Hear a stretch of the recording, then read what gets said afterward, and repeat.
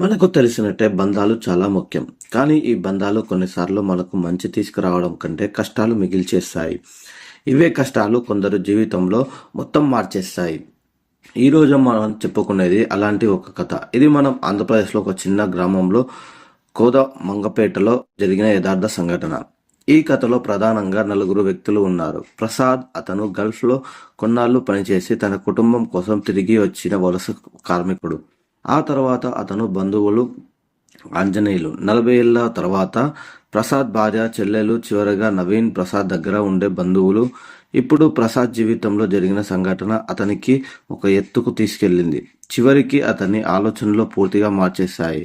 కూతురు భవిష్యత్తు కోసం కష్టపడుతున్న తండ్రి ప్రసాద్ కథ మొదలవుతుంది. ప్రసాద్ గల్ఫ్ వెళ్లి తన కుటుంబాన్ని చక్కబెట్టడానికి ప్రయత్నిస్తున్న సమయంలో అతని 12 ఏళ్ల కూతురు మీద ఒక దారుణమైన ఆరోపణ వెలుగులోకి వచ్చాయి.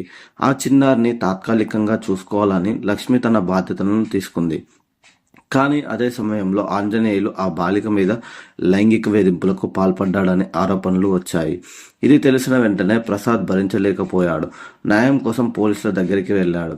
నవంబర్ 21న 2024 ఈ ఫిర్యాదు చేసిన ఒక ఆశతో ఎదురు చూసినా అక్కడ నుంచి ఎటువంటి చర్య తీసుకోలేదు. పోలీసుల తీరుతో ప్రసాద్ ఆవేదనలోకి వెళ్ళిపోయాడు.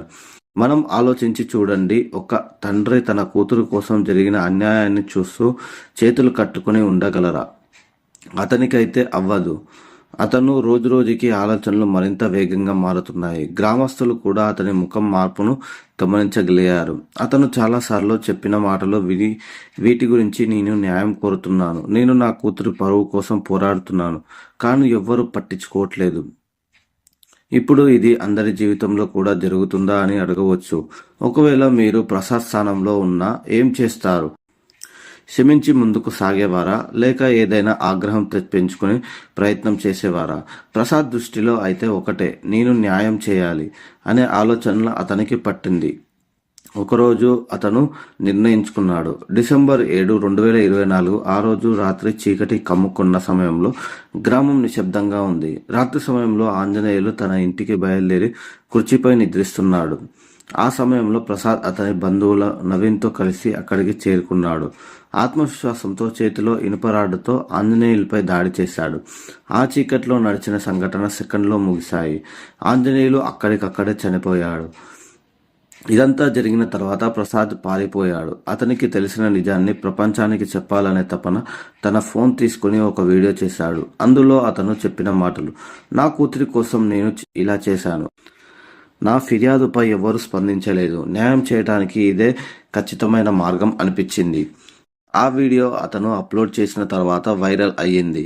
ఎవరో అతన్ని ఒక హీరోలా చూశారు. మరికొందరు అతన్ని తప్పు చేసిన వాడిగా కించపరిచారు. ఆ వీడియో వైరల్ అయిన తర్వాత పోలీసులు వెంటనే చలనం వచ్చింది. ప్రసాద్ మరియు నవీన్లను అరెస్ట్ చేశారు. కానీ ప్రశ్నలెన్నో ఇంకా మిగిలిపోయాయి. ఇప్పుడు ఆంజనేయులు నిజంగా నేరస్తుడా, లేక అతని మీద పెట్టిన ఆరోపణలు పూర్తిగా తప్ప? ఈ ప్రశ్నకు సమాధానం దొరకటం లేదు. ఈ సంఘటనలకు సంబంధించిన సామాజికంగా 2 విధాలుగా స్పందనలు ఉన్నాయి. కొన్ని వర్గాల్లో ప్రసాద్ చర్య సమర్థించారు. మరికొన్ని వర్గాలు ఈ తరహా చర్యలు పునరావృతం కాకుండా ఉండాలని భావించారు. ఇవేవైనా ఇలాంటి ఘటనలు మన ఒక పెద్ద సందేశాన్ని ఇస్తాయి. న్యాయం ఆలస్యం అనేది సామాన్య ప్రజలకు ఎంత కఠిన నిర్ణయానికి వెళుతుందో ఈ కథ చెప్పగలదు. ఈ కథ ముగుస్తున్న సమయంలో సమాజంలో ఇలాంటి పరిస్థితులు మళ్ళీ జరగకుండా మనం చేస్తే ఏమిటి అనే ప్రశ్న మనలో ప్రతి ఒక్కరిని ఆలోచింపజేస్తుంది. మీరు ఈ పరిస్థితిలో ఉంటే మీరు ఏం చేస్తారు? కామెంట్ రూపంలో మీ అభిప్రాయాన్ని తెలియజేయండి.